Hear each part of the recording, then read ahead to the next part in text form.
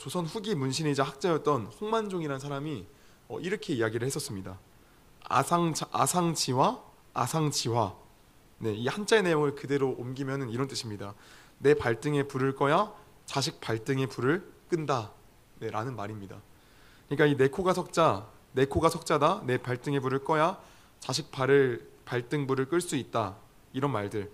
냉철하고 정없는 어떤 말 같지만 사실 이것은 옛날부터 내려왔던 어떤 그런 지혜입니다. 세상에서의 어떤 지혜를 나타내주고 있는 표현입니다. 세상에서는 내가 먼저 살아야 된다라고 이야기를 합니다. 이것이 지혜다라고 이야기를 하고 또 이렇게 살아갑니다. 만약에 누군가가 과하게 자기 분수에 맞지 않게 무엇인가를 하고 있다면은 뭐라 말하냐면은 네 코가 석잔에 지금 남을 챙길 겨를이냐. 너부터 몸을 좀 완전히 회복하고 그 다음에 너가 좀 온전히 바로 선 다음에 그때에 너가 남을 좀 돌봐라 라고 이야기하는 이것이 바로 세상에서의 지혜입니다. 바울과 바나바가 안디옥 교회에서 공동 목회를 하고 있었습니다. 그런데 성령께서 그 안디옥 교회 지도자들 가운데 5명의 지도자들 가운데 그리고 또 그들이 금식하며 기도할 때 성령께서 바나바와 바울을 따로 세우라 라고 말씀하셨고 이에 안디옥 교회는 금식하며 기도하고 그들을 파송했습니다. 그렇게 우리가 잘 아는 바울의 제1차 전도 여행이 시작이 됐습니다. 이들은 성령의 보내심을 받아서 실루기아라는 곳에 내려가 거기서 배를 타고 구브로라는 곳으로 갔습니다. 한번 지도 한번 혹시 있으면 좀 보여주시겠어요? 네. 지도 한번 보여주시면 네, 저기서 실루기아라는 곳 보이시죠? 안디옥 밑에. 저기서 이제 어디로 가면 저 밑에 섬 하나 있습니다. 저기가 구브로 섬입니다. 구브로 섬. 그래서 저 구브로 섬으로 지금 갔습니다. 근데 이때 누구를 데리고 갔냐면은 우리가 잘 아는 그 마가 요한이라는 사람을 데리고 갔습니다. 요한. 근데 이 마가 요한이 누구냐면은 이 바나바의 조카이자 그리고 우리가 잘 아는 마가복음을 쓴 저자입니다. 네. 바울, 바나바 그리고 마가 요한이 구브로 섬에 가서 선교를 하기 시작했습니다. 이 구브로에서의 기록은 일단 굉장히 짧습니다. 일단 1차 전도여행의 시기가 적게는 1년 반 그리고 2년 어떤 사람 많게는 4년 정도로 추정을 하고 있는데 구브로에서는 굉장히 짧은 시간만 거류하고 있었던 것 같습니다. 그래서 성경에서도 구브로에 대한 그런 기록은 거의 얼마 없다라는 것을 확인할 수 있습니다. 일단 이들이 구브로에서 배를 타고 나와서 이제는 저 위쪽에 있는 저 지역 있지 않습니까? 아탈리아 저곳으로 일단은 갔습니다. 그런데 갑자기 오늘의 본문의 말씀을 보니까 뭐라 기록이 되어 있냐면은 버가에 이르니 요한은 그들에게서 떠나 예루살렘으로 돌아가고 라는 기록이 오늘 본문에 나타나 있습니다. 갑자기 마가 요한이 예루살렘으로 지금 돌아갔습니다.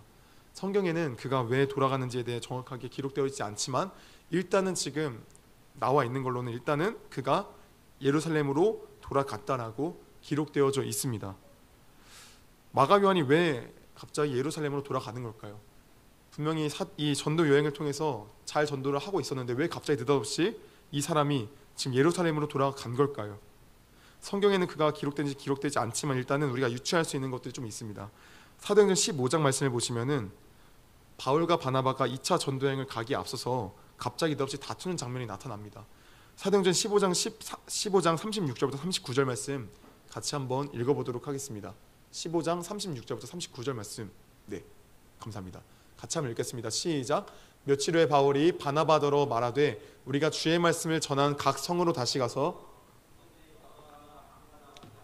바나바는 마가라 하는 요한도 데리고 가고자 하나 바울은 밤빌리아에서 자기들을 떠나 함께 일하러 가지 아니한 자를 데리고 가는 것이 옳지 않다 하여 서로 심히 다투어 피차 갈라서니 바나바는 마가를 데리고 배 타고 구브로로 가고. 아멘.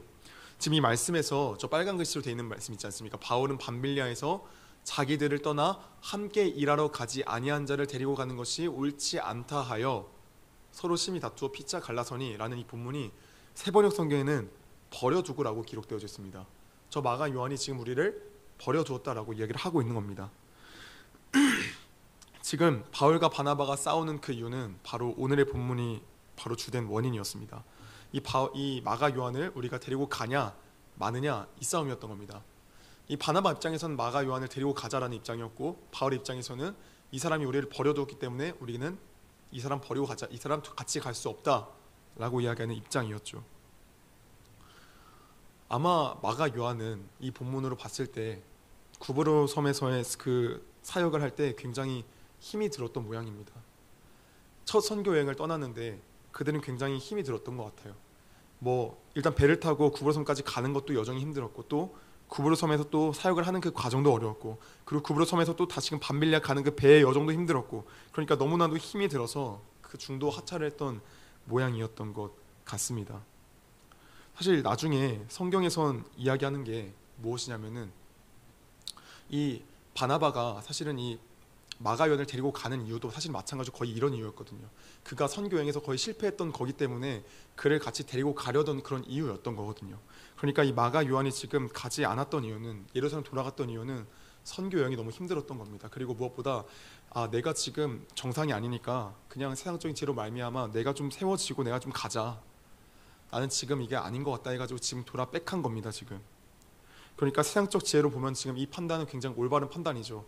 지금 자기 코가 석자니까 그냥 돌아간 겁니다.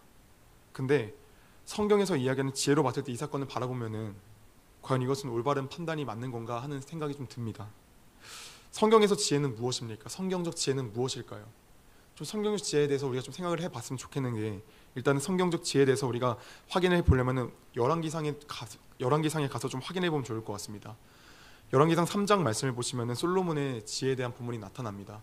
솔로몬이 하나님께 일천문제를 드렸고, 하나님께서 환상 꿈 가운데서 내가 너에게 무엇을 줄까 할 때 솔로몬이, 저는 작은 아이이고 지금 이 수많은 이스라엘 백성들을 다스려야 되는데 저는 선과 악을 구분할 어떤 판단할 능력도 없고 그냥 듣는 마음도 없습니다. 그러니까 저에게 지혜를 허락해 주십시오라고 이야기를 합니다. 그러자 하나님께서 솔로몬에게 그 지혜를 주시는데, 그 지혜에 대해서 뭐라고 이야기를 하시냐면은 이렇게 기록되어져 있습니다. 열왕기상 3장 12절 말씀 보시면은, 내가 네 말대로 하여 내게 지혜롭고 총명한 마음을 주노니 네 앞에서 너와 같은 자가 없었거니와 내 뒤에도 너와 같은 자가 일어남이 없으리라. 지금 쉽게 말하면 솔로몬의 지혜가, 지금 솔로몬의 지혜를 우리가 오늘날 구하면 하나님께서 솔로몬의 지혜 같은 거를 주겠습니까? 안 주겠습니까? 안 줍니다. 네, 명확히 나와 있습니다. 앞에도 주지 않겠고 뒤에도 주지 않겠다.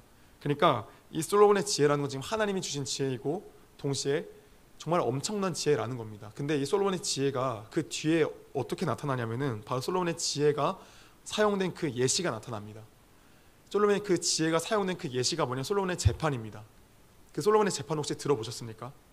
네, 들어보셨을 겁니다. 솔로몬의 재판이 어떤 내용이죠?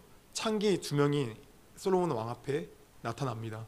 나타나서 뭐라고 이야기하냐면 이렇게 이야기를 하는 겁니다.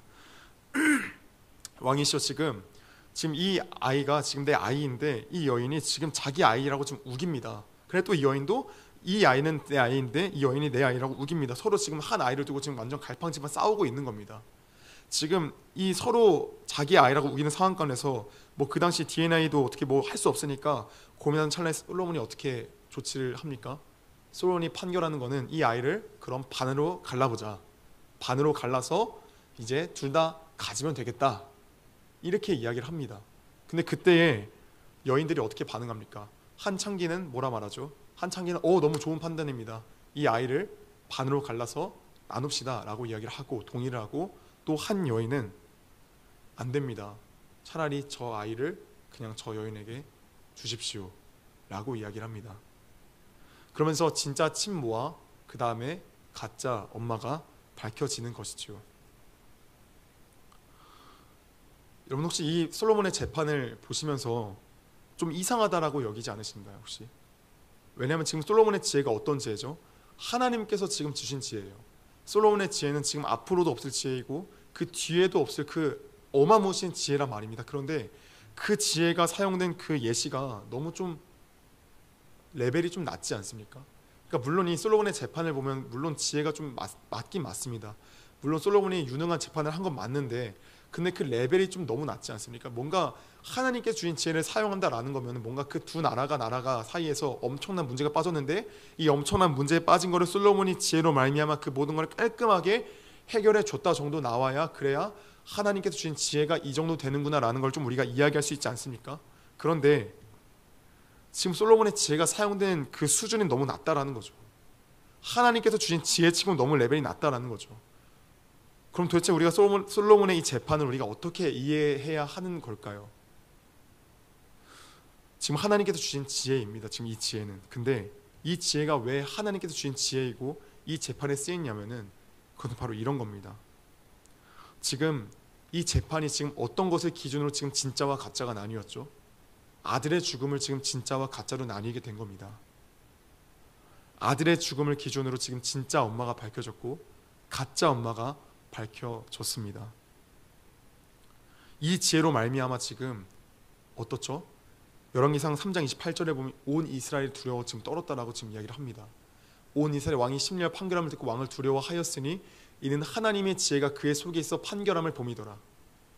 사랑하는 여러분, 아들의 죽음을 기준으로 말미암아 진짜와 가짜가 나뉘었는데 나중에 후에 그 예수의 죽음으로 말미암아 십자가의 죽음으로 말미암아 뭐가 나뉘어집니까? 진짜와 가짜가 나뉘어지게 되는 거죠. 그러니까 쉽게 말하면 지금 솔로몬 재판의 판결의 기준은 지금 예수 그리스도의 십자가의 판결을 지금 먼저 이야기를 해주고 있는 겁니다. 예수 그리스도의 판결의 기준으로 말미암아 진짜와 가짜가 나뉘는데 이것으로 말미암아 온 우주가 떠는 거죠. 그러니까 지금 정리하면 이런 겁니다. 성경에서 이야기하는 지혜는 다른 것이 아니라 어떤 거죠? 세상에서 이야기하는 내가 살아야 너도 살지 이런 게 아니라 성경에서 이야기하는 그 지혜는 무엇이냐면 십자가라는 겁니다. 십자가. 여러분, 십자가가 무엇입니까? 십자가. 내가 죽고 너를 살린다라는 거 아닙니까? 성경에서의 지혜는 내가 살고 그 다음에 너를 살린다, 이게 세상에서 말하는 지혜이지만 성경에서의 지혜는 십자가입니다. 고린도전서 1장 23절부터 4절 말씀을 보시면 또 이렇게 기록이 되어져 있습니다. 같이 한번 말씀을 또 읽어보도록 하겠습니다. 유대인에게는 거리끼는 것이요 이방인에게는 미련한 것이로되 오직 부르심을 받은 자들에게는 유대인이나 헬라인이나 그리스도는 하나님의 능력이요 하나님의 지혜니라. 아멘. 지금 뭐라고 되어 있죠? 이방인에게는 미련한 것이고 그 다음 부르심을 받은 자들에게 하나님의 능력이고 하나님의 지혜라고 이야기를 합니다. 근데 어떤 게 지금 하나님의 지혜이고 하나님의 능력이라 말하는 거죠? 십자가에 못 박힌 그리스도예요. 성경에서 말하는 지혜는 다른 것이 아니라 십자가를 지금 이야기하는 겁니다. 사랑하는 여러분, 예수님의 죽음으로 말미암아 누가 살게 되었습니까? 우리가 살게 되었습니다. 이것이 하나님의 지혜인 이유는 무엇이냐면 세상적인 논점으로 봤을 때 세상은 너가 먼저 살아야 남을 챙기든가 말든가 하지라고 하는데 예수는 오히려 자신을 내어주면서 우리를 살리셨죠. 여러분, 인간의 상식선에서는 이건 불가능한 일입니다. 인간의 상식선에서는 내가 살아야 너를 살릴 수 있다라는 그게 상식입니다. 일반적인 상식입니다. 여기까지가 인간이 상상할 수 있는 딱 한계입니다. 근데 하나님의 지혜인 이유는 뭐냐면은 상상할 수 없는 인간 상식밖의 영역을 지금 이야기하고 있기 때문입니다. 어떻게 내가 죽어야 남을 살릴 수 있습니까? 내가 죽으면 얘도 죽는 거 아닙니까? 내가 뭔가 좀 가라앉으면 얘도 가라앉는 거 아닙니까? 이게 세상적인 상식이고 논리이죠. 그런데 하나님께서 뭐라고 말씀하면 십자가는 하나님의 지혜다라고 이야기를 하는 겁니다. 내가 죽고 너가 산다라고 지금 하나님의 그 지혜, 십자가의 그 진리, 십자가의 역사를 지금 이야기하고 있는 것입니다. 그래서 성경에서 이야기하는 그 지혜라는 것은 십자가입니다. 다시금 본문으로 돌아와서 우리가 생각해 보도록 하겠습니다. 바나바가 지금 어떤 지혜로 말미암아 지금 예루살렘으로 돌아가겠다라고 지금 결정을 하는 걸까요? 예수의 지혜를 가지고 지금 판단한 걸까요? 아니면 세상적인 지혜를 가지고 판단한 걸까요? 제가 봤을 때 세상적인 지혜를 가지고 판단한 것 같습니다. 지금 생각해 보겠습니다. 지금 이들이 밤빌리아라는 곳에서 비시디아 안디옥으로 가려면은 이 사이에 뭐가 있냐면 타우루스 산맥이라는 게 있습니다. 그 타우루스 산맥이라는 게 있는데 이 여기를 지나가려면은 지금 타우루스 산맥이 최대 높이가 몇 미터는 해발 3,000m입니다. 해발 3,000m인데 지금 여기가 얘들이 있는 그 평지는 한 400m 정도 돼요. 그러니까 쉽게 말하면 지금 언덕배를 지금 말도 안 되게 올라가야 되고 또 그리고 심지어 아시아에 있는 그 산맥에는 항상 뭐가 있냐면 산적대가 도적대들이 있다는 게 지금 그 당시 정설이었습니다. 그러니까 이들이 지금 이 밤빌리아에서 이 타우르 산맥을 넘어서 비시디아 안디옥으로 가려면 목숨을 던져놔야 되는 그런 상황인 겁니다. 그런데 마가 요한이 봤을 때 자기가 여기 밤빌리아에서 그 다음 비시디아 안디옥으로 가기에는 각이 안 나오는 거예요. 지금 이거 갔을 때는 이거 완전 그냥 퍼지고 그냥 이건 뭐 말이 안 되는 거예요. 그러니까 그냥 나는 포기하고 가겠다라고 가는 겁니다. 마가 요한은 세상적인 지혜로 내가 살아야 너희도 살지, 내가 살아야 그 다음을 도모할 수 있자면서 예루살렘으로 백한 겁니다. 사랑하는 여러분, 이 차이는 엄청나게 심하게 났습니다. 밤빌리아에서 타로 산맥을 넘어 비시디아 안디옥으로 간 바울과 바나바 어떤 역사를 경험했습니까? 그들이 가서 하나님의 복음을 전하자 그 수많은 이방인들이 예수를 따라 나섰습니다.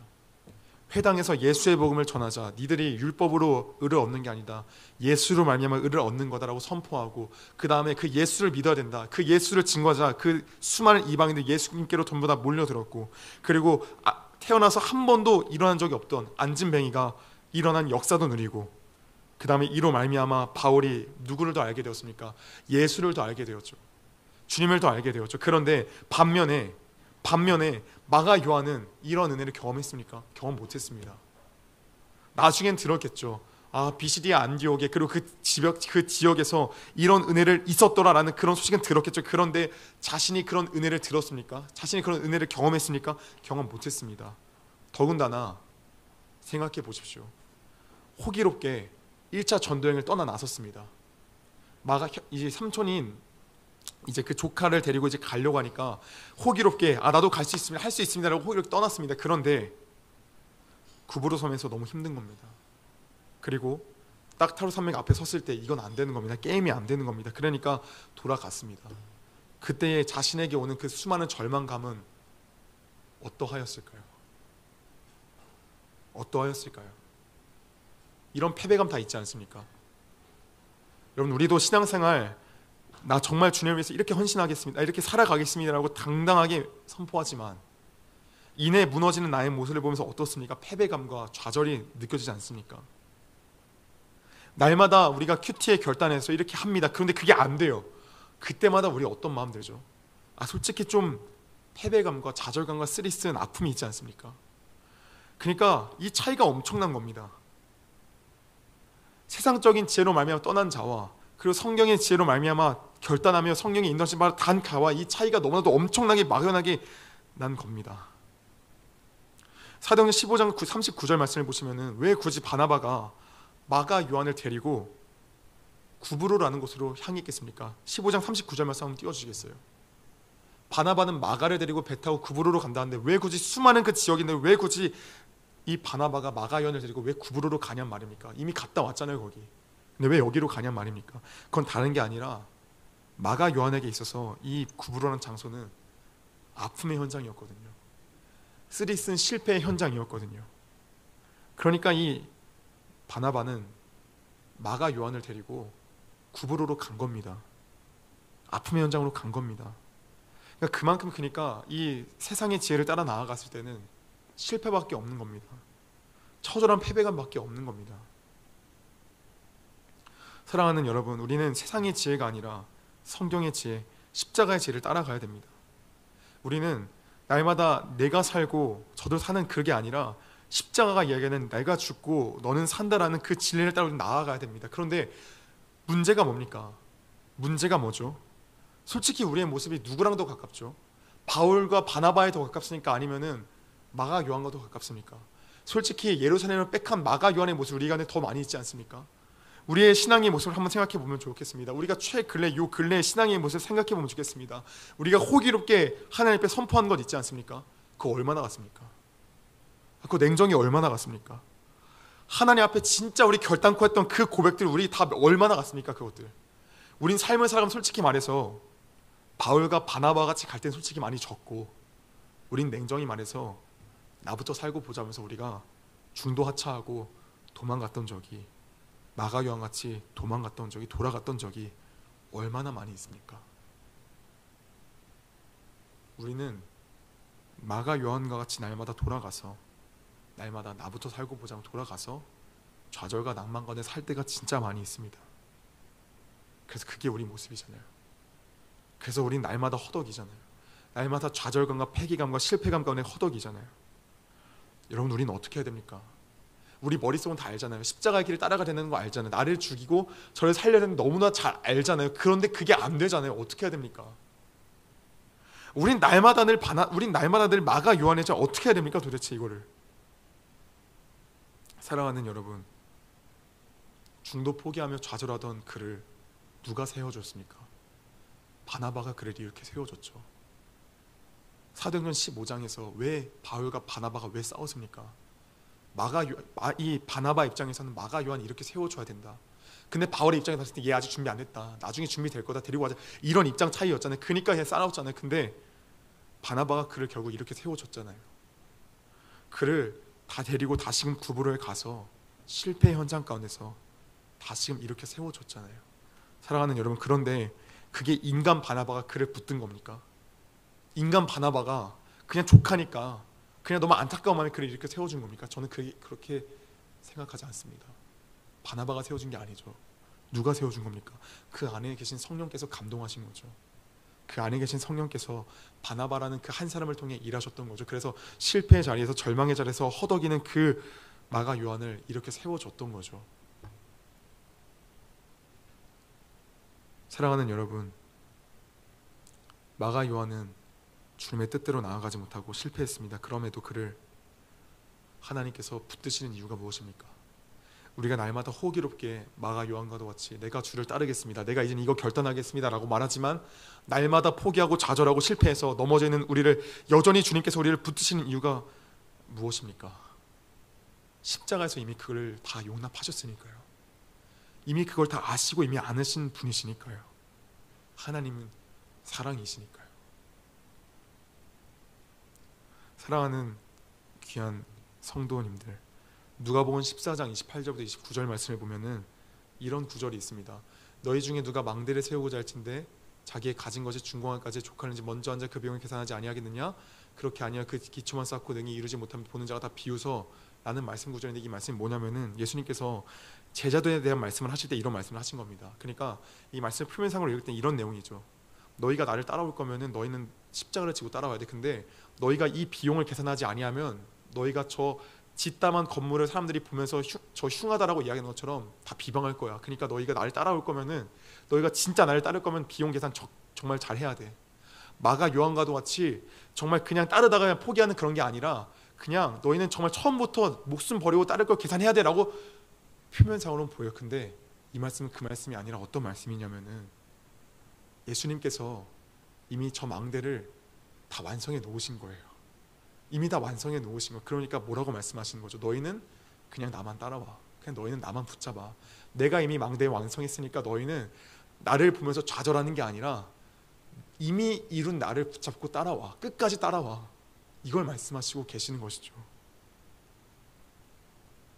마가 요한이 끝까지 일어설 수 있던 이유는, 마가 요한이 그 실패와 낭만과 절망과 그 자리에서 끝까지 주저앉고 있는 게 아니라 다시금 일어날 수 있었던 이유는 우리 예수님께서 십자가에서 이미 다 완성하셨기 때문입니다.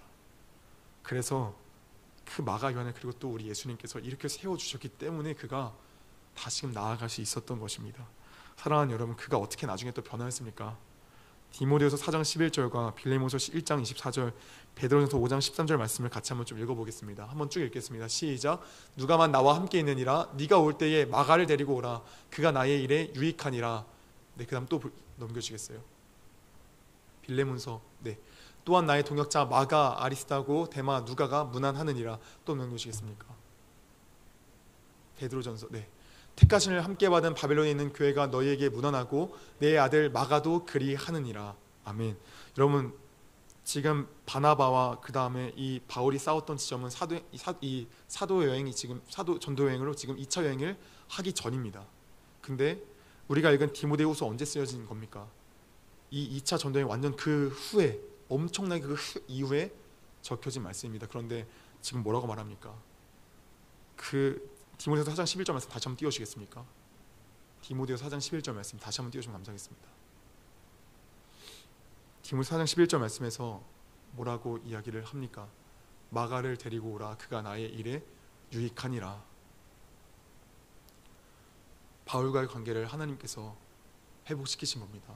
그 실패와 절망과 낙담의 그 자리에서 하나님께서 일으켜 세워주신 겁니다.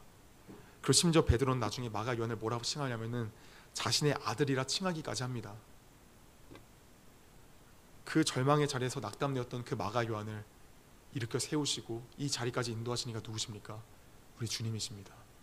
예수님이 이미 그 십자가로 말미암아 다 완성하셨고, 그리고 그로 말미암아 성령께서 각 사람간에 내주하시고 그 성령께서 날마다 우리를 그 자리까지 인도해 가시기 때문에 그 모든 것이 회복되어진 것입니다. 사랑하는 여러분, 십자가의 길을 가야 합니다. 그것이 지혜입니다. 그렇죠? 날마다 내가 살고 저를 살리는 게 아니라 내가 죽고 저를 살리는 그 십자가의 길을 우리 날마다 나아가야 됩니다. 그것이 우리 예수님께서 가신 길입니다. 우리 예수님께서 내 몸 먼저 살피지 아니하시고 내 모든 것들을 다 내어주시기까지 우리를 사랑하셨습니다. 그게 십자가죠. 우린 이걸 잘 압니다. 그런데 이게 잘 됩니까? 잘 안 됩니다. 그래서 우리는 날마다 주저앉을 때가 참 많이 있습니다. 나는 왜 안 될까? 나는 왜 이거밖에 안 될까? 이젠 해야 되지 않을까? 이젠 좀 십자가의 길을 좀 가야 되지 않을까? 이젠 좀 일주일, 이젠 한 달, 1년 좀 이렇게 가야 되지 않을까? 낙담한단 말입니다. 그런데 괜찮습니다. 왜죠? 이미 우리 주님께서 다 이뤄주셨으니까요. 이미 우리 주님께서 십자가를 통해서 이미 다 승리하셨으니까요. 우리가 해야 될 게 뭡니까? 우리가 해야 될 거는 다시 일어나서 나아가는 겁니다. 오뚜기처럼 다시금 예수님 발목 붙잡고 끝까지 나아가는 겁니다. 우리가 바짓가랑이를 붙잡는 겁니다. 우리는 날마다 그런 존재이니까 날마다 뭘 해야 됩니까? 그냥 예수님 발목 잡고 주님 제발 나를 좀 살려주십시오 하면서 날마다 가는 겁니다. 사랑하는 여러분, 중도 하차하셨습니까? 마가 요한과도 같이 다시 돌아가셨습니까? 괜찮습니다. 다시 일어나셔야 됩니다. 다시 일어나 나아가면 되는 겁니다. 포기하지 마십시오. 나를 버리고 나 자신을 내어주고 저 영혼을 살리는 미랄의 그 삶을 포기하지 마십시오. 주님과 함께하면, 주님과 날마다 동행하면, 주님의 발목을 날마다 붙잡고 살아가면 우리 주님께서 날마다 한 걸음 한 걸음 옮기게 하시고 결국에는 우리도 이 자리까지 가게 하실 것입니다.